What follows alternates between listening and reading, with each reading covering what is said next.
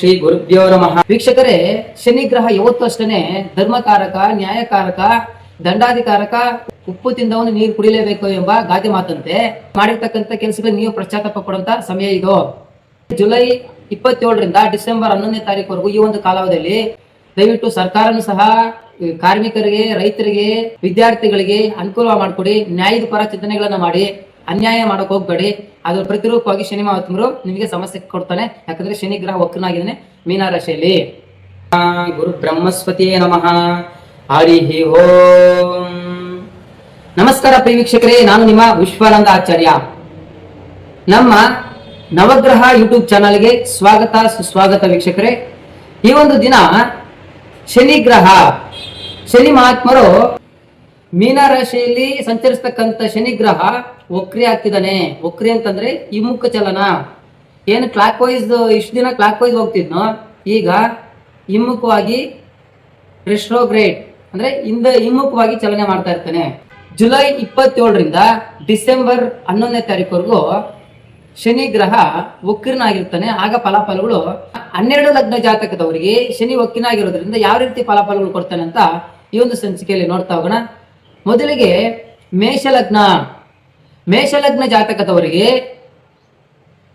ಮೀನ ರಾಶಿಯಲ್ಲಿ ಶನಿ ಗ್ರಹ ವಕ್ರಿಯಾಗಿರೋದ್ರಿಂದ ವ್ಯಯ ಸ್ಥಾನದಲ್ಲಿದ್ದಾನೆ.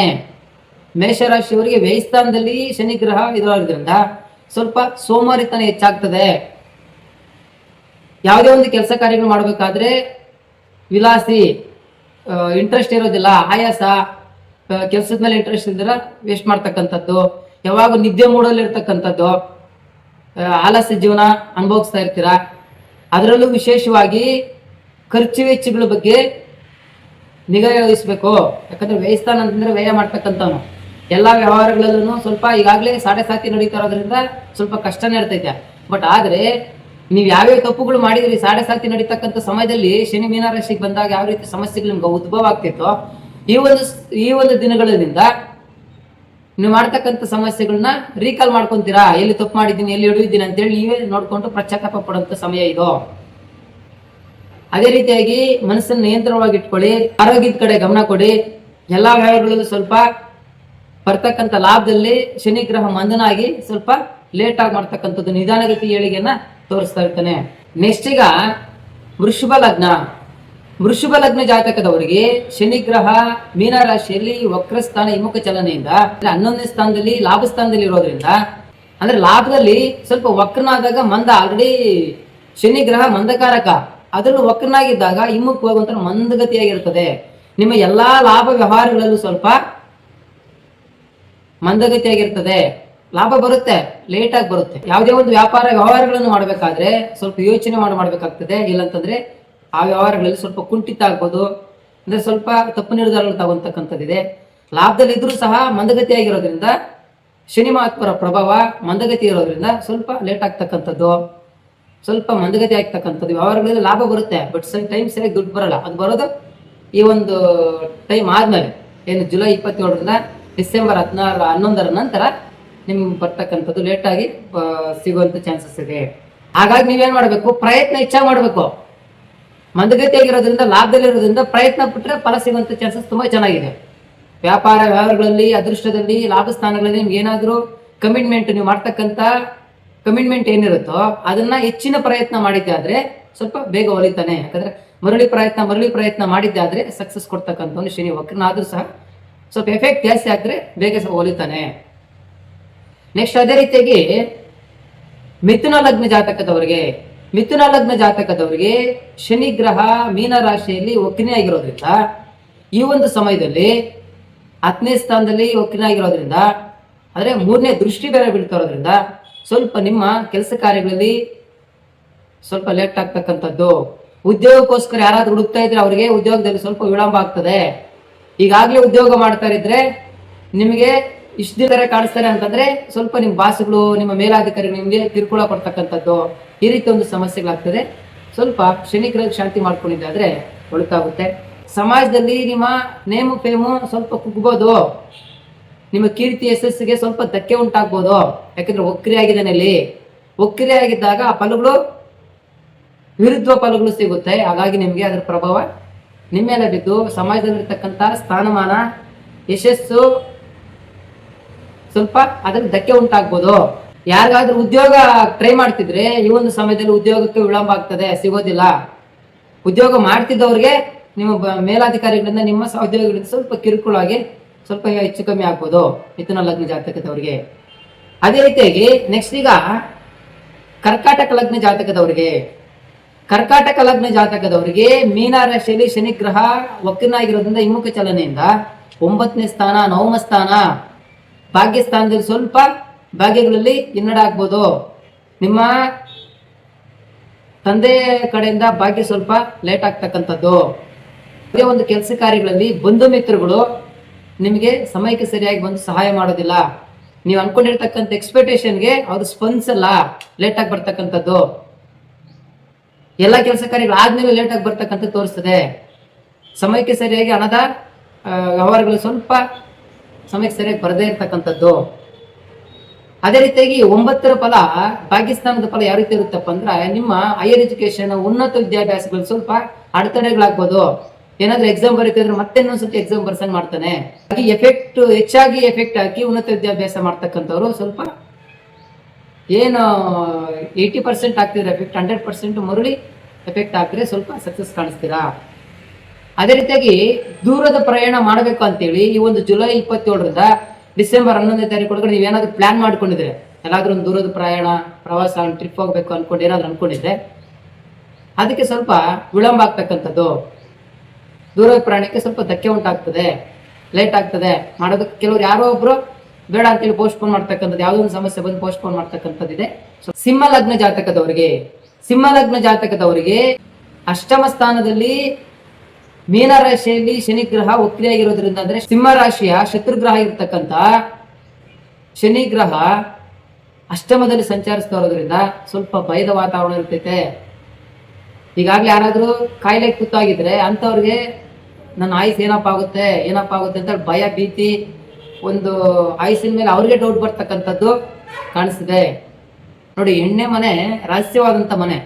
ಆ ಒಂದು ರಹಸ್ಯವಾಗಿರ್ತಕ್ಕಂಥ ಯಾವುದೋ ಒಂದು ನಿಗೂಢವಾಗಿ ರಹಸ್ಯವಾಗಿರ್ತಕ್ಕಂಥ ವಿಷಯಗಳನ್ನ ಈ ಒಂದು ಸಮಯದಲ್ಲಿ ಶನಿ ಗ್ರಹ ವಕ್ರಿಯಾಗಿರೋದ್ರಿಂದ ಆ ರಹಸ್ಯ ಗುಟ್ಟು ರಟ್ಟಾಗುತ್ತೆ, ಗೊತ್ತಾಗುತ್ತೆ ಜನಕ್ಕೆ. ಅದರಿಂದ ನಿಮ್ಗೆ ಅವಮಾನ ಆಗ್ತಕ್ಕಂಥದ್ದು ಇದೆಲ್ಲ ತೋರಿಸ್ತದೆ. ಸ್ವಲ್ಪ ಆಯುಸ್ಸು ಮೇಲೆ ಆರೋಗ್ಯದ ಕಡೆ ಕಾಳಜಿ ಕೊಡಿ, ಆಯುಸ್ಸನ್ನು ವೃದ್ಧಿ ಮಾಡ್ಕೊಳ್ಳಿ, ಮೃತ್ಯುಂಜಯ ಮಂತ್ರ ಪಠನೆ ಮಾಡಿ, ಒಳಿತಾಗುತ್ತೆ. ನೆಕ್ಸ್ಟ್ ಈಗ ಕನ್ಯಾ ಲಗ್ನ ಜಾತಕದವರಿಗೆ, ಕನ್ಯಾ ಲಗ್ನ ಜಾತಕದವರಿಗೆ ಸಪ್ತಮ ಸ್ಥಾನದಲ್ಲಿ ಮೀನ ರಾಶಿಯಲ್ಲಿ ಶನಿ ಗ್ರಹ ವಕ್ರಿಯಾಗಿರೋದ್ರಿಂದ ಸಂಗಾತಿಯಲ್ಲಿ ವಾದ ವಿವಾದಗಳು ಹೆಚ್ಚಾಗುವಂತ ಲಕ್ಷಣಗಳಿದೆ. ನಿಮ್ಮ ಪಾಲುದಾರಿಕೆಯಲ್ಲಿ ಸ್ವಲ್ಪ ವ್ಯವಹಾರಗಳನ್ನ ಮಾಡ್ತಕ್ಕಂಥದ್ದು ಎಚ್ಚರಿಕೆಯಿಂದ ಮಾಡಬೇಕು. ವೈವಾಹಿಕ ಜೀವನದಲ್ಲಿ ಮನಸ್ತಾಪಗಳಾಗ್ತಕ್ಕಂಥದ್ದು, ಸಂಗಾತಿಯೊಂದಿಗೆ ವಾದ ವಿವಾದಕ್ಕೆ ಒಳಗಾಗ್ತಕ್ಕಂಥದ್ದು ತುಂಬಾ ಎದ್ದು ಕಾಣಿಸ್ತದೆ. ಈ ಒಂದು ಸಮಯದಲ್ಲಿ ವಾದ ವಿವಾದಗಳಿಂದ ದೂರ ಇರಬೇಕು, ನೀವು ಅಡ್ಜಸ್ಟ್ ಮಾಡ್ಕೊಂಡು ಹೋಗ್ಬೇಕು. ಹೀಗಾಗಿ ಜುಲೈ 27ರಿಂದ ಡಿಸೆಂಬರ್ 11ನೇ ತಾರೀಕುವರೆಗೂ ಶನಿಗ್ರಹ ವಕ್ರಿಯಾಗಿರೋದ್ರಿಂದ ಈ ಒಂದು ಸಮಯದಲ್ಲಿ ವೈವಾಹಿಕ ಜೀವನದಲ್ಲಿ ಸ್ವಲ್ಪ ಭಿನ್ನಾಭಿಪ್ರಾಯಗಳು ಉಂಟಾಗ್ತದೆ. ನೀವೇ ಹೊಂದಾಣಿಕೆಯಿಂದ ಹೋಗ್ಬೇಕಾಗ್ತದೆ. ಯಾರು ಮದುವೆಗೆ ಪ್ರಯತ್ನ ಮಾಡ್ತಾ ಇರ್ತೀರೋ ಸ್ವಲ್ಪ ಮದುವೆಗಳಲ್ಲಿ ವಿಳಂಬ ಆಗ್ತಕ್ಕಂಥದ್ದು. ಈಗಾಗಲೇ ವಿಳಂಬ ಆಗ್ತಿತ್ತು ಕನ್ಯಾ ಲಗ್ನದವರಿಗೆ, ವಕ್ರಿಯಾಗಿರೋದ್ರಿಂದ ಮತ್ತೆ ಆ ಶುಭ ಫಲಗಳು ಕೊಡ್ತಾನೆ.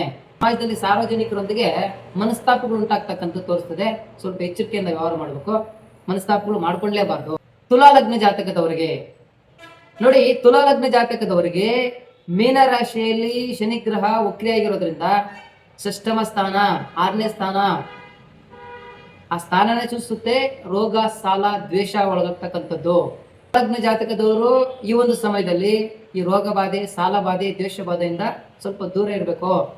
ಯಾವುದೇ ಕಲಹ ಮತ್ತೆ ಜಗಳಿಗೆ ಆಸ್ಪದ ಮಾಡಬಾರ್ದು, ದ್ವೇಷದಿಂದ ದೂರ ಇರಬೇಕು. ಆರೋಗ್ಯದ ಕಡೆ ಕಾಳಜಿ ವಹಿಸಿ. ಎಷ್ಟೇ ಪ್ರಸಂಗಗಳು ಬಂದರೂ ಸಹ ಸ್ವಲ್ಪ ಬ್ಲೈಂಡ್ ಆಗಿ ಸಾಲ ಮಾಡ್ತಕ್ಕಂಥದ್ದನ್ನ ಅನಿವಾರ್ಯ ಇದ್ರೆ ಮಾತ್ರ ಮಾಡಬೇಕು. ದುಂದುವೆಚ್ಚಗಳಿಗೆ ಮತ್ತೆ ಯಾವುದೋ ಒಂದು ಹೊಸ ಪ್ರಯತ್ನಗಳು ಮಾಡೋದಕ್ಕೆ, ಹೊಸ ವ್ಯವಹಾರಗಳು ಮಾಡೋಕೆ ಹೋಗಿ ಸಾಲ ಮಾಡ್ತಕ್ಕಂಥದ್ದನ್ನ ತಪ್ಪಿಸ್ಬೇಕಾಗ್ತದೆ ಈ ಒಂದು ಸಮಯದಲ್ಲಿ. ರೀತಿಯಾಗಿ ಶತ್ರುಗಳು ಸ್ವಲ್ಪ ನಿಮಗೆ ಸಮಸ್ಯೆ ಕೊಡ್ತಾರೆ. ಶತ್ರು ಬಾಧೆ, ರೋಗ ಬಾಧೆ, ಸಾಲ ಬಾಧೆ, ದ್ವೇಷ ಬಾಧೆಯಿಂದ ಶತ್ರುಗಳು ನಿಮಗೆ ಹೆಚ್ಚಾಗಿ ಕಾಟ ಕೊಡ್ತಕ್ಕಂಥದ್ದು ತುಂಬಾ ತೋರಿಸ್ತದೆ. ವೃಶ್ಚಿಕ ಲಗ್ನ ಜಾತಕದವರಿಗೆ ಮೀನ ರಾಶಿಯಲ್ಲಿ ಶನಿಗ್ರಹ ವಕ್ರಿಯಾಗಿರೋದ್ರಿಂದ ಪಂಚಮ ಸ್ಥಾನದಲ್ಲಿ ಇರೋದ್ರಿಂದ ವಿದ್ಯಾ ಬುದ್ಧಿ ಸ್ಥಾನದಲ್ಲಿ ಸ್ವಲ್ಪ ಮಂದಗತಿ ಆಗ್ಬೋದು. ಓದೋದಕ್ಕೆ ಇಂಟ್ರೆಸ್ಟೇ ಬರೋದಿಲ್ಲ. ಅದರಲ್ಲೂ ವಿಶೇಷವಾಗಿ ವಿದ್ಯಾರ್ಥಿಗಳಿಗೆ ಸ್ವಲ್ಪ ಓದಿನ ಮೇಲೆ ಆಸಕ್ತಿ ಬರೋದಿಲ್ಲ, ಮಂದಗತಿಗೆ. ಚೆನ್ನಾಗಿ ಗೊತ್ತಿರ್ತಕ್ಕಂಥ ವಿದ್ಯಾರ್ಥಿಗಳು ಸಹ ಸ್ವಲ್ಪ ಮಂದವಾಗಿ ಕಾಣಿಸ್ತಕ್ಕಂಥದ್ದು, ಓದಿನ ಮೇಲೆ ಆಸಕ್ತಿ ಕಡಿಮೆ ಇರ್ತದೆ, ಲೇಜಿನೆಸ್ ಕಾಣಿಸ್ತಾ ಇರ್ತದೆ. ವೃಶ್ಚಿಕ ಲಗ್ನ ಜಾತಕದವರಿಗೆ ತನ್ನ ಮಕ್ಕಳಿಂದ ಸ್ವಲ್ಪ ಸಮಸ್ಯೆಗಳು ಉದ್ಭವ ಆಗ್ತಕ್ಕಂಥ ತೋರಿಸ್ತದೆ. ಅದರಲ್ಲೂ ವಿದ್ಯಾಕಾರಕ, ಬುದ್ಧಿಕಾರಕ, ಸಂತಾನದಲ್ಲಿ ಸ್ವಲ್ಪ ಹೆಚ್ಚು ಕಡಿಮೆಗಳಾಗ್ತಕ್ಕಂಥದ್ದಿದೆ. ಸ್ವಲ್ಪ ಬಹಳ ಸೋಂಬರಿತನ, ಮಂದ ಬುದ್ಧಿ ಇರ್ತದೆ, ಆದ್ರೆ ಈ ಒಂದು ಸಮಯದಲ್ಲಿ ಮಂದ ಬುದ್ಧಿ ಕೊಡ್ತಕ್ಕಂಥವನು ಶನಿ ಗ್ರಹ.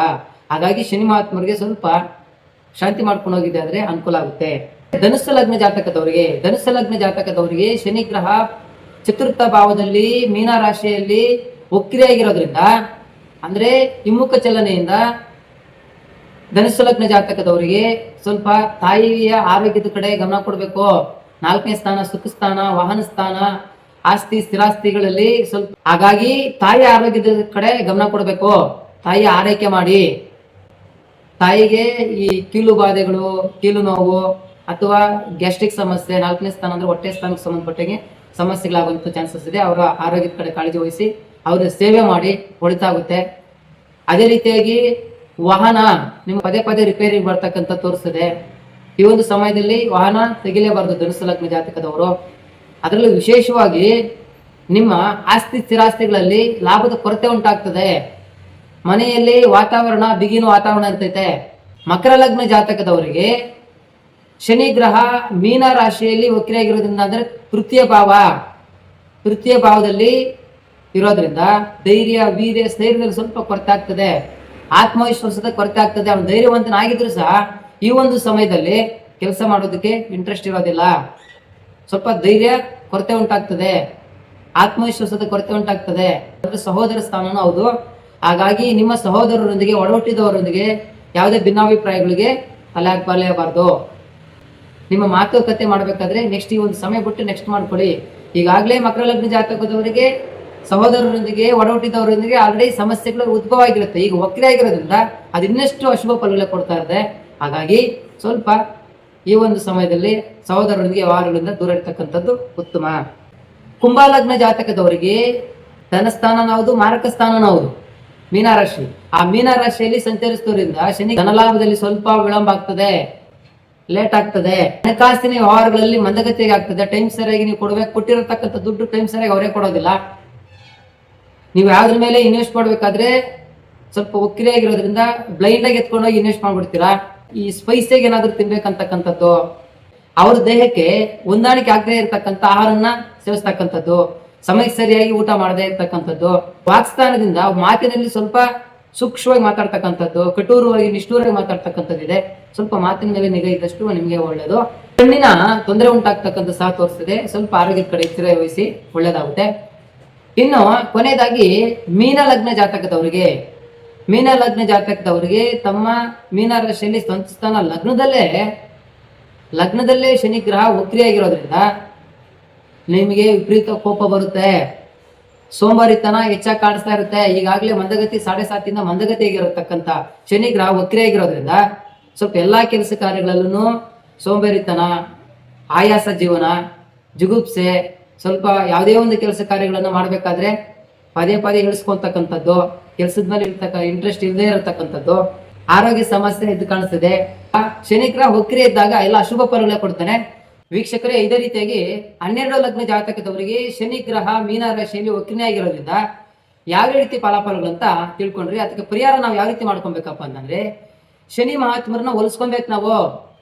ಅದಕ್ಕೆ ಅವರಿಗೆ ಶಾಂತಿ ಮಾಡ್ಬೇಕು. ಯಾವ ರೀತಿ ಮಾಡ್ಕೊಬೇಕಪ್ಪ ಅಂದ್ರೆ, ಪ್ರತಿ ಶನಿವಾರ ಶನಿ ಮಹಾತ್ಮ ಸನ್ನಿಧಿಗೆ ಎಳ್ಳೆಣ್ಣೆ, ತುಳಸಿ, ಅಂದ್ರೆ ನೀಲಿ ಹೂವು ಅಂತಕ್ಕಂಥದ್ದನ್ನ ದಾನ ಮಾಡ್ತಕ್ಕಂಥದ್ದು, ನೀಲಿ ಹೂವನ್ನ ದಾನ ಮಾಡೋದು, ಅಥವಾ 9 ಎಳ್ಳು ಬತ್ತಿಗಳನ್ನ ದಕ್ಷಿಣಾಭಿಮುಖವಾಗಿ ನಿಂತ್ಕೊಂಡು, ಯಾರಿಗೆ 7.5 ನಡೀತಾ ಇರ್ತದೆ, ಶನಿ ಗ್ರಹ ವಕ್ರಿಯಾಗಿರ್ತಾನೆ ಅಂತವ್ರು ಮಹಾತ್ಮರ ದೇವಸ್ಥಾನಕ್ಕೆ ಹೋಗಿ, ಶನಿ ಮಹಾತ್ಮರ ಸನ್ನಿಧಿಗೆ ಹೋಗಿ 9 ಎಳ್ಳು ಬತ್ತಿಯನ್ನ ದಕ್ಷಿಣಾಭಿಮುಖವಾಗಿ ನಿಂತ್ಕೊಂಡು ಎಡಗೈಲಿ 9 ಬತ್ತಿಗಳನ್ನ ಇಳಿ ತೆಗೆದುಕೊಂಡು ಅದನ್ನ ಈ ಅಗ್ನಿಕುಂಡ ಇರ್ತದೆ ಅದ್ರಲ್ಲಿ ಹಾಕಿ ಭಸ್ಮಾಗ್ಲಿ. ಅದುವರೆಗೂ ಕಣ್ಣು ಮುಚ್ಚಿದ್ದೀರಾ ನೀವು, ನಿಮ್ಗೆ ರೋಗ ಬಾಧೆ, ಸಾಲ ಬಾಧೆ, ದ್ವೇಷ ಬಾಧೆ, ನಿಮ್ ಸಂಕಲ್ಪ ಏನಾಗ್ತಿದೋ ಕಷ್ಟಗಳೆಲ್ಲ ನಿವಾರಣೆ ಮಾಡಪ್ಪ ಅಂತೇಳಿ ಸಂಕಲ್ಪ ಮಾಡ್ಕೊಂಡು ಆ ಒಂದು ಬೂದಿ ಭಸ್ಮ ಆದಾಗ ಸ್ವಲ್ಪ ಯಾವ್ದಾದ್ರು ಒಂದು ಎಲೆನಲ್ಲಿ ಎತ್ಕೊಂಡು ಆ ಎಳ್ಳಿನಲ್ಲಿ ಸ್ಮಾಶ್ ಮಾಡಿ ಶನಿ ಬೆರಳು ಈ ಬೆರಳಲ್ಲಿ ಬೊಟ್ಟಿಟ್ಕೊಬೇಕು. ಆಗ ನಿಮ್ದು ಸಾಡೆ ಸತ್ತಾಗಿರ್ತಕ್ಕಂಥ ಶನಿ ಇರ್ತಕ್ಕಂಥದ್ದೆಲ್ಲ ಕಡಿಮೆ ಆಗ್ತದೆ. ಮನೆಗೆ ನಾವು ಬೊಟ್ಟಿಡ್ತಕ್ಕಂಥದ್ದು ಸೂರ್ಯನ ಬೆರಳಿಂದ ಇಷ್ಟಾರ್ಥ ಸಿದ್ಧಿ ಕಾರ್ಯ ಆಗೋದಕ್ಕೆ ಈ ಬೆರಳಲ್ಲಿ ಇಟ್ಕೊಂತೀರ ಉತ್ತಮ. ಆದ್ರೆ ಶನಿ ಮಹಾತ್ಮರ ಬಟ್ಟನ್ನ ಭಸ್ಮ ಮಾಡಿರ್ತಕ್ಕಂಥ ಬಟ್ಟನ್ನ ಇಟ್ಕೊಬೇಕಾದ್ರೆ, ಕಪ್ಪು ಬಣ್ಣದ ಬೊಟ್ಟು ಇಟ್ಕೊಬೇಕಾದ್ರೆ, ಈ ಹೋಮಗಳಿಗೆ ಅಥವಾ ಈ ನಮ್ಗೆ ದೃಷ್ಟಿ ದೋಷಗಳು ಆಗದೆ ಇರ್ಬೇಕಂದ್ರೆ ಕಪ್ಪು ಬಟ್ಟನ್ನ ಇಡ್ಬೇಕಾದ್ರೆ ಶನಿ ಬೆರಳಿಂದ ಬೊಟ್ಟಿಟ್ಕೊಂತಕ್ಕಂಥದ್ದು ಉತ್ತಮ. ಈ ಬೆರಳಲ್ಲಿ ಸೆಂಟರ್ ಬೆರಳಲ್ಲಿ ಇಟ್ಕೊಬೇಕು. ಇದು ಶನಿ ಬೆರಳು, ಇದರಿಂದ ಇಟ್ಕೊಂಡಿದ್ದಾದ್ರೆ ನಿಮ್ಗೆ ಇಷ್ಟಾರ್ಥ ಸ್ಥಿತಿಗಳು ಕಾರ್ಯ ಆಗ್ತದೆ. ನೋಡಿ, ಶನಿಗೂ ಮತ್ತೆ ಸೂರ್ಯನಿಗೂ ಆಗೋದಿಲ್ಲ. ಈ ಬೆರಳಲ್ಲಿ ಬೊಟ್ಟಿಟ್ಕೊಂತಕ್ಕಂಥದ್ದು ನಿಮ್ಗೆ ಫಲ ಸಿಗೋದಿಲ್ಲ, ತದ್ವಿರುದ್ಧಾಗಿ ಫಲ ಸಿಗುತ್ತೆ. ನಾವೇನಪ್ಪ ಮಾಡ್ತಾ ಇದ್ರಂದ್ರೆ 9-7 ಯಾರು ಸುಟ್ಟಲ್ಲಿ ಇಟ್ಟಿರ್ತಾರೆ ಅದನ್ನೇ ಇಟ್ಕೊಂಡ್ ಬರ್ತಾ ಇರ್ತೀರಿ, ತಪ್ಪು.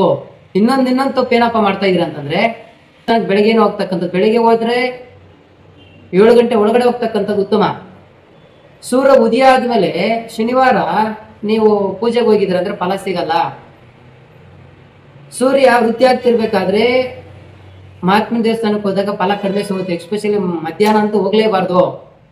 ನೀವು ಸಂಜೆ 5 ಗಂಟೆ ನಂತರ ಸೂರ್ಯನ ಅಸ್ತನಾಗ್ತಿರ್ತಾನೆ, ಆಗ ಶನಿ ಗ್ರಹಕ್ಕೆ ಬಲ ಇರ್ತದೆ. ಸೂರ್ಯ ಅಸ್ತನಾಗಿರುವಂತ ಸಮಯ 5-6 ಗಂಟೆ ಸಮಯದಲ್ಲಿ ನೀವು ಶನಿ ಮಹಾತ್ಮರ ದರ್ಶನ ಮಾಡ್ಕೊಂಡು ಬಂದಿದ್ದೆ ಆದ್ರೆ ಬೇಗ ಫಲ ಸಿಗ್ತದೆ. ನಾವು ಮಧ್ಯಾಹ್ನ ಹೋಗ್ತಕ್ಕಂಥದ್ದು ಅಥವಾ 10 ಗಂಟೆ 11 ಗಂಟೆ ಹೋಗ್ತಕ್ಕಂಥದ್ದು ಅಷ್ಟೊಂದು ಸಮಂಜಸ ಅಲ್ಲ. ಬೆಳಿಗ್ಗೆ ಹೋದ್ರೆ 8 ಗಂಟೆ ಒಳಗಡೆ ಹೋಗ್ಬೇಕು. ಯಾಕಂದ್ರೆ ಆಗ್ತಾನೆ ಸೂರ್ಯ ಉಸ್ತಾ ಇರ್ತಾನೆ, ಅಷ್ಟೊಂದು ಪವರ್ ಇರೋದಿಲ್ಲ. ನೀನು ನಡು ಮಧ್ಯಾಹ್ನ ಹೋಗಿ ಶನಿ ಮಹಾತ್ಮರ ದರ್ಶನ ಮಾಡ್ತಕ್ಕಂಥದ್ದು ತಪ್ಪಾಗ್ತದೆ. ಸೂರ್ಯ ಅಸ್ತನಾಗೋ ಟೈಮಲ್ಲಿ ಸಂಜೆ ಸಮಯದಲ್ಲಿ ಹೋಗಿ ದರ್ಶನ ಮಾಡ್ಕೊಂಡ್ ಬರ್ಬೇಕು. ಕೆಲವರು ತಪ್ಪುಗಳು ಹೆಂಗ್ ಮಾಡ್ತಾರಪ್ಪ ಅಂತಂದ್ರೆ, ಹೋಗ್ಬೇಕಾದ್ರೆ ಶನಿ ದೇವಸ್ಥಾನಕ್ಕೆ ಹೋಗ್ಬೇಕಾದ್ರೆ ದರ್ಶನ ಮಾಡ್ಬೇಕಾದ್ರೆ ನೋಡಿ, ಪಶ್ಚಿಮ ಸರ್ವೇ ಸಾಮಾನ್ಯವಾಗಿ ಮಹಾತ್ಮರ ದೇವಸ್ಥಾನ ಪಶ್ಚಿಮಾಭಿಮುಖವಾಗಿ ಇರ್ತದೆ ಮುಖ್ಯ ದ್ವಾರ. ಹಾಗಾಗಿ ಪಶ್ಚಿಮ ಬಾಗಿಲಲ್ಲಿ ಹೋದ್ರೆ ಮತ್ತೆ ದರ್ಶನ ಮಾಡ್ಕೊಂಡು ಪೂಜೆ ಮಾಡ್ಕೊಂಡು ಬರ್ಬೇಕಾದ್ರೆ ಹಿಂದಿಂದಕ್ಕೆ ಬರ್ಬೇಕು, ಬೆನ್ನು ತೋರಿಸ್ಬಾರ್ದು. ಅವ್ರು ಈಗಲೇ ಇರ್ತಾರೆ, ಯಾಕಂದ್ರೆ ಅವರು ತುಂಬಾ ಕೋಪವಂತರು, ಧರ್ಮಕಾರಕರು, ನ್ಯಾಯಪರ ಚಿಂತಕರು. ಅವ್ರಿಗೆ ಸಣ್ಣ ಪುಟ್ಟ ತಪ್ಪು ಮಾಡಿದ್ರು ಕೂಡ ಸಹಿಸ್ಕೊಳಲ್ಲ, ಅಷ್ಟೊಂದು ಕ್ರೂರ ಕೋಪ ಇರ್ತದೆ ಮಹಾತ್ಮರಿಗೆ. ಹಾಗಾಗಿ ನೀವು ಮಾಡ್ತಕ್ಕಂಥದ್ದನ್ನ ಕ್ರಮಬದ್ಧವಾಗಿ ಮಾಡಿ, ನಿಯಮಬದ್ಧವಾಗಿ ಮಾಡಿ, ನ್ಯಾಯಪರವಾಗಿ ಮಾಡಿ. ವಿಶೇಷವಾಗಿ ಈಗ ಶನಿ ವಕ್ರನಾಗಿರೋದ್ರಿಂದ ನೀವು ವಕ್ರವಾಗಿ ಕ್ರಮಬದ್ಧವಾಗಿ ಮಾಡದೇ ಇದ್ರೆ ನಿಮಗೆ ಫಲಗಳು ವಿರುದ್ಧ ಫಲಗಳೇ ಕೊಡ್ತಾನೆ. ಹಾಗಾಗಿ ನಾವು ದರ್ಶನ ಮಾಡ್ಕೊಂಡು ಬರ್ಬೇಕಾದ್ರೆ ಹಿಂದಿಂದಕ್ಕೆ ಬರ್ಬೇಕು, ಬೆನ್ನು ತೋರಿಸ್ಬಾರ್ದು. ಕೆಲವೊಂದು ಹಳೆ ದೇವಸ್ಥಾನಗಳಲ್ಲಿ ತುಂಬಾ ನಿಯಮಬದ್ಧವಾಗಿ ಕ್ರಮಬದ್ಧವಾಗಿ ತಮ್ಮ ದೇವಸ್ಥಾನವನ್ನು ವಿನ್ಯಾಸ ಮಾಡಿದ್ದಾರೆ. ನೋಡಿ, ಪಶ್ಚಿಮದಲ್ಲಿ ಹೋಗ್ತಾರೆ, ಪೂಜೆ ಮಾಡ್ಕೊಂಡು ದರ್ಶನ ಮಾಡ್ಕೊಂಡು ಬರ್ಬೇಕಾದ್ರೆ ಉತ್ತರ ಬಾಗಿಲು ಮಾಡಿರ್ತಾರೆ. ಎಂಟ್ರಿ ಬಂದ್ಬಿಟ್ಟು ಮುಖ್ಯ ದ್ವಾರ ಪಶ್ಚಿಮದಲ್ಲಿ ಮುಖ್ಯ ದ್ವಾರ ಇರ್ತದೆ ಕೆಲವೊಂದು ದೇವಸ್ಥಾನಗಳಲ್ಲಿ. ಬರ್ಬೇಕಾದ್ರೆ ಉತ್ತರ ಬಾಗಿಲಲ್ಲಿ ಬರೋದು, ಆಗ ಬೆನ್ನೇನು ತೋರಿಸೋದಿಲ್ಲ. ಅಂದ್ರೆ ಮಹಾತ್ಮನಿಗೆ ನೇರವಾಗಿ ಬೆನ್ನು ತೋರಿಸಿದ್ರೆ ಉತ್ತರ ಭಾಗದಲ್ಲಿ ಬರ್ತಕ್ಕಂಥದ್ದು ತುಂಬಾ ವಿನ್ಯಾಸ ಮಾಡಿದ್ದಾರೆ, ಅದು ತುಂಬಾ ಚೆನ್ನಾಗಿದೆ. ಈ ಕೆಲವೊಂದು ದೇವಸ್ಥಾನಗಳಲ್ಲಿ ನೇರವಾಗಿ ಪಶ್ಚಿಮ ಬಾಗಿಲು ಇರುತ್ತೆ, ಪಶ್ಚಿಮದಿಂದ ಮತ್ತೆ ಪಶ್ಚಿಮದಲ್ಲೇ ಬರಬೇಕಾದಾಗ ಎಂಟ್ರಿನೂ ಹಂಗೆ ಇರುತ್ತೆ, ಎಕ್ಸಿಟ್ ಹಂಗೆ ಇದ್ದಾಗ ನಾವು ಬೆನ್ನು ತೋರಿಸಿದ್ರೆ ಹಿಂದಕ್ಕೆ ಬಂದು ಬೆನ್ನು ತೋರಿಸಿ ರೀತಿ ಒಂದು ಸಣ್ಣ ತಪ್ಪುಗಳನ್ನ ಮಾಡೋದನ್ನ ಅವಾಯ್ಡ್ ಮಾಡಿ. ಅವರ ಶನಿ ಗ್ರಹದ ಕೃಪಾ ಕಟಾಕ್ಷ ನಿಮ್ಮಲ್ಲಿ ಇರಬೇಕಾದ್ರೆ ನಿಯಮಬದ್ಧವಾಗಿ ಕ್ರಮಬದ್ಧವಾಗಿ ನೀವು ಪೂಜಾ ಕಾರ್ಯಗಳನ್ನ ಮಾಡಿದ್ದಾದ್ರೆ ಉತ್ತಮವಾದಂತ ಫಲ ಕೊಡ್ತಾನೆ. ಈ ರೀತಿ ಮಾಡ್ಕೊಳ್ಳಿ, ಒಳ್ಳೇದಾಗುತ್ತೆ.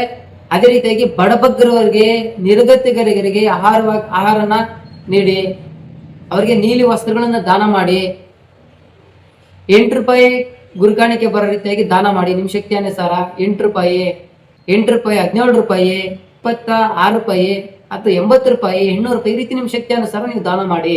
ಮತ್ತೆ ಈ ಕರ್ಮ ದುಷ್ಟ ಹವ್ಯಾಸಗಳಿಂದ ದೂರ ಇರಿ. ಶನಿಗ್ರಹ ನ್ಯಾಯಕಾರಕ, ಕರ್ಮಕಾರಕ, ದಂಡಕಾರಕ ಅಲ್ವಾ?